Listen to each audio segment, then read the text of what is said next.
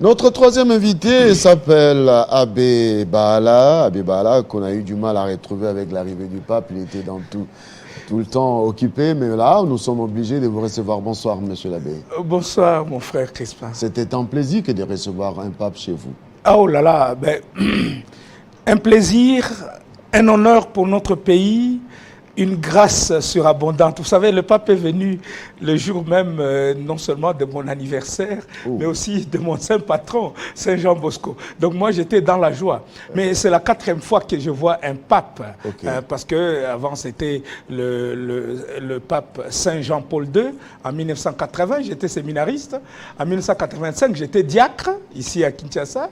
Et puis en 1990-91, à Kigali, j'accompagnais... non, c'était pas à Kigali, c'était à Boutare. Il ordonnait des prêtres de toute la région des Grands Lacs et j'accompagnais mes séminaristes, mes étudiants. J'étais professeur au Grand Séminaire de Mouressa et j'accompagnais mes séminaristes à leur ordination par le pape. Alors, et la 4e fois, c'était à la messe Andolo, où nous l'avons vu. C'était l'apothéose. Oui, c'était l'apothéose. Et puis, lorsqu'il nous a parlé à nous prêtres à la cathédrale Notre-Dame du Congo. Pourquoi ces messages directs aussi forts aux hommes d'église? Arrêtez de vous occuper des biens du monde. Pas seulement. Le pape a donné un message global. Je crois qu'il ne faut pas, oui, il ne faut pas minimiser ce message. Le message du pape a commencé déjà le jour de son arrivée, quand il parlait aux autorités, au corps diplomatique et à la société civile. Il a commencé par donner le message fort. Il a comparé notre pays à un diamant.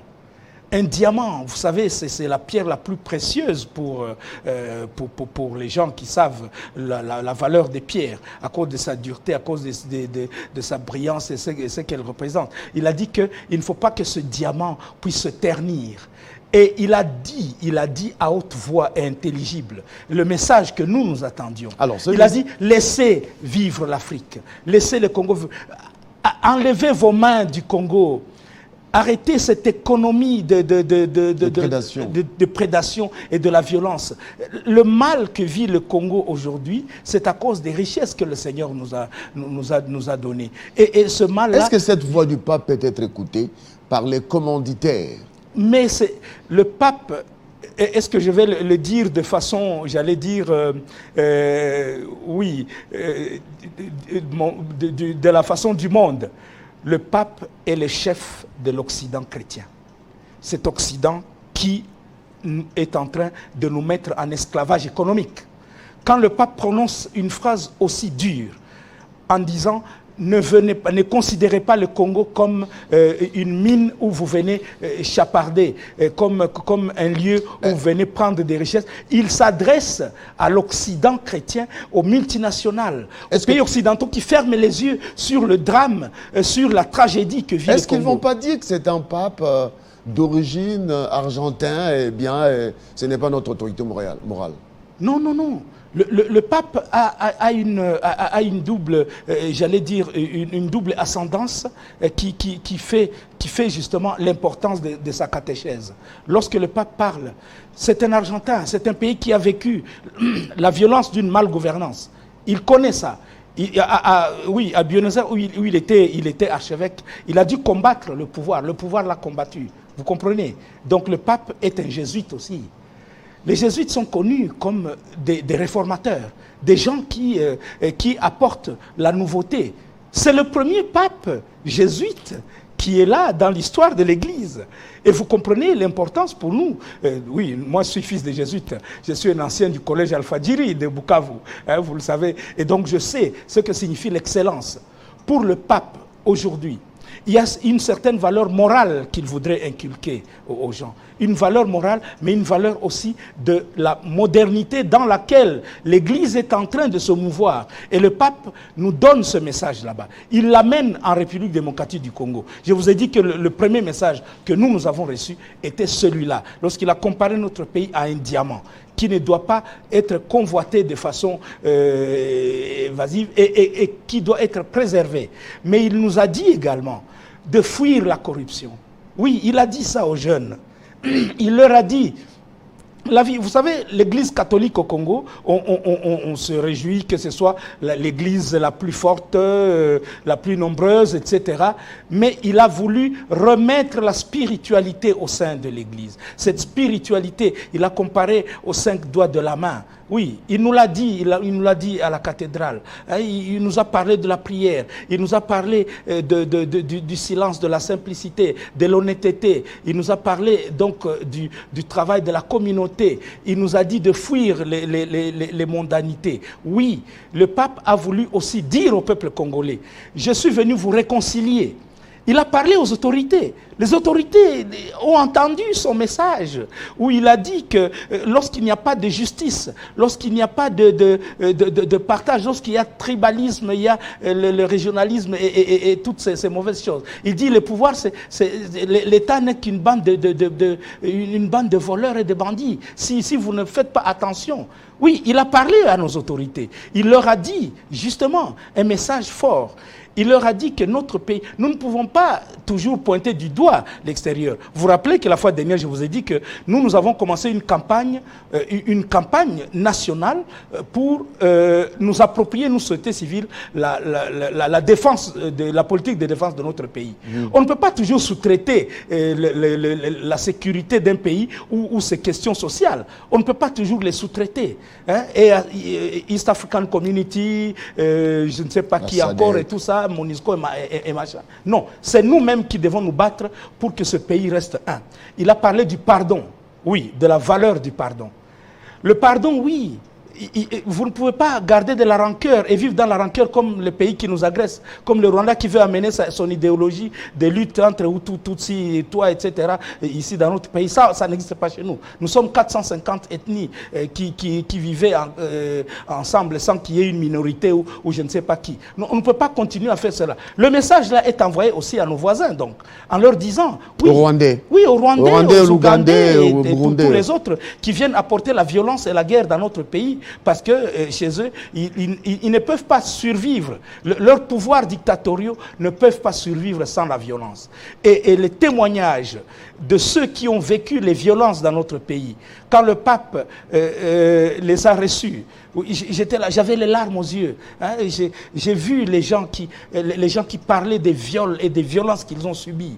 Le pape a dit, vos larmes sont mes larmes. Il a donné... C'est pourquoi nous, gens de l'Est, oui, je le dis sans mauvaise idée sur les gens qui sont de l'autre côté du pays, nous, gens de l'Est, nous nous sommes sentis consolés parce que nous espérions que le pape dirait ces mots-là, qu'il les dirait à Goma, pendant qu'il inaugurerait peut-être la grande cathédrale qui a été construite par les chrétiens de Goma, tous les ressortissants, etc., qu'il les dirait en face de nos voisins, qui eux sont belliqueux, qui ont la haine dans leur cœur, qui veulent transmettre cette haine chez nous, qui inventent des rébellions, à qui ils donnent des noms différents. Aujourd'hui, Avdel, après c'est RCD, CNDP, M23-1, M23-2, etc. Et qui ne respectent rien. Vous voyez les manifestations qui se font aujourd'hui contre les forces de l'East African Community. Ils jouent un mauvais jeu. C'est un mauvais jeu qui est en train de jouer. Et nous savons que l'arrivée du pape a été comme une sorte d'ouverture vers le monde. Le silence du monde entier, devant le drame et la tragédie du Congo va se terminer, parce que le président de la République a eu beau crier dans le monde entier, il a eu dire à tout le monde, voici ce que nous sommes en train de vivre. Personne ne nous a entendus.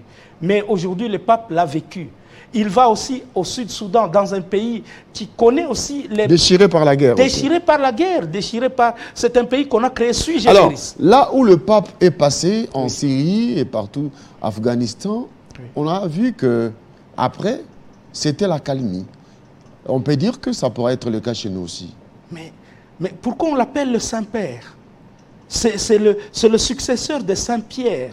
C'est celui qui représente Jésus et ce qu'il apporte, la paix qu'il a donnée. Il dit, je ne vous donne pas la paix comme le monde la donne. Le monde la donne à travers la guerre, à travers les armes, à travers la violence. Moi, je vous apporte la paix des cœurs. Il a parlé du pardon et de la réconciliation. Oh, est-ce que vous avez remarqué Il y a eu 100 000 personnes dans ce stade des martyrs qui a connu des drames dernièrement avec des musiciens.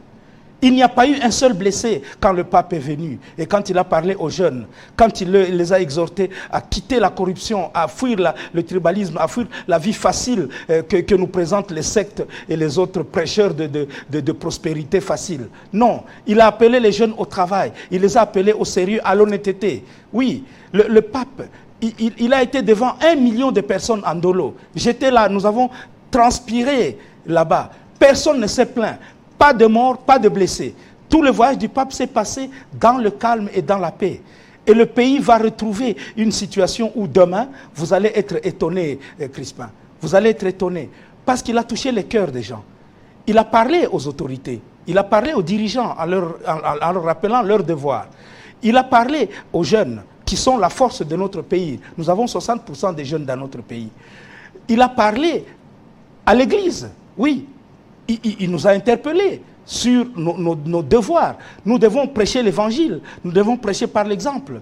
Nous devons également aider notre peuple à se réconcilier, à se remettre ensemble. C'est vrai, l'Église a été, comme de tous les temps, dans notre pays, une sorte de contre-pouvoir, n'est-ce pas? Parce que l'Église rappelle à tout le monde les valeurs de l'évangile. Mais il nous a dit véritablement que nous devions non seulement ne pas devenir affairistes, il a dit ça, et je l'ai dit à haute voix, mais il ne disait pas ça à nous seuls, il disait ça à tout le monde. Il fallait fuir justement cette volonté qu'ont les gens de vouloir s'enrichir coûte que coûte et ne pas regarder la misère des autres. Mais il a écouté aussi la voix puissante du cardinal qui a dit devant lui, ce peuple que vous voyez ici est un peuple qui souffre dans sa chair et dans son âme. Dans sa chair parce qu'il y a la guerre, parce qu'on le viole, parce qu'on pousse les gens dans les rues, on les envoie dans les rances, on ne leur donne pas leurs droits. Ce peuple est un peuple qui souffre. Mais dans son âme, parce que justement l'âme du Congolais doit être guérie. Il y a un président de la République qui a dit que ce qu'il regrettait de n'avoir pas fait, c'est de n'avoir pas changé le cœur, la mentalité de l'homme congolais. Quitter la corruption, quitter le tribalisme, quitter le régionalisme, quitter l'égoïsme qui nous hante et construire un pays sur la réconciliation. Voilà le message qui était le message du pape. La réconciliation nationale. J'étais content de voir là-bas, tous les opposants, tous ceux qui sont dans la sphère politique. Et moi, j'avais envie de leur dire, bon, ok, vous êtes là devant le pape, vous êtes en train de prier, vous mettez à genoux, vous êtes tout mignon, nous vous aimons beaucoup. Mais demain, arrêtez de vous insulter. Arrêtez d'instrumentaliser les gens pour pouvoir faire la violence au moment des élections.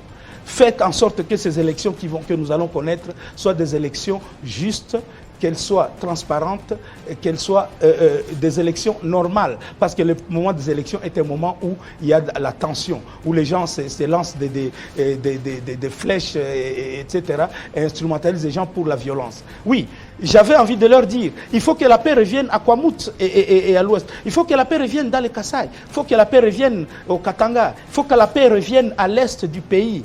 Il faut que l'armée puisse vaincre les bandits à main armée qui ont été armés par les pays voisins pour venir mettre à mal la quiétude des Congolais. Il faut que les Congolais se mettent ensemble demain.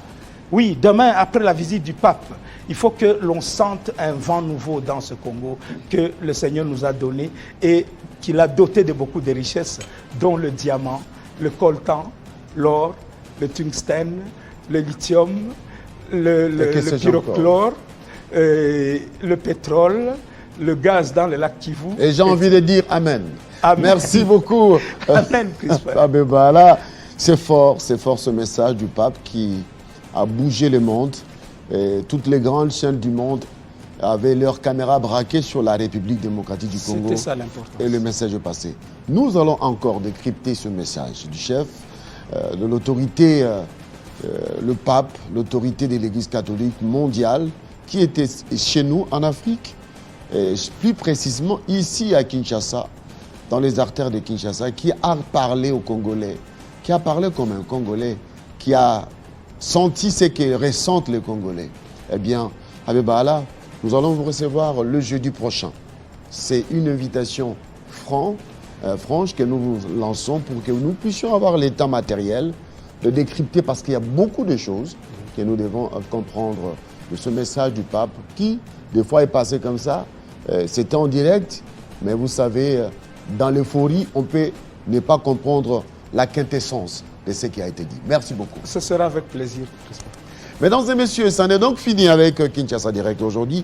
Et dans quelques minutes, ça sera la présentation de la grande édition du journal par Amina Bayombo sur votre chaîne. Et moi, je vous retrouve avec la grâce de Dieu le jeudi prochain pour la présentation des 50 bonjours. Pendant ce temps, que Dieu vous bénisse. Au revoir.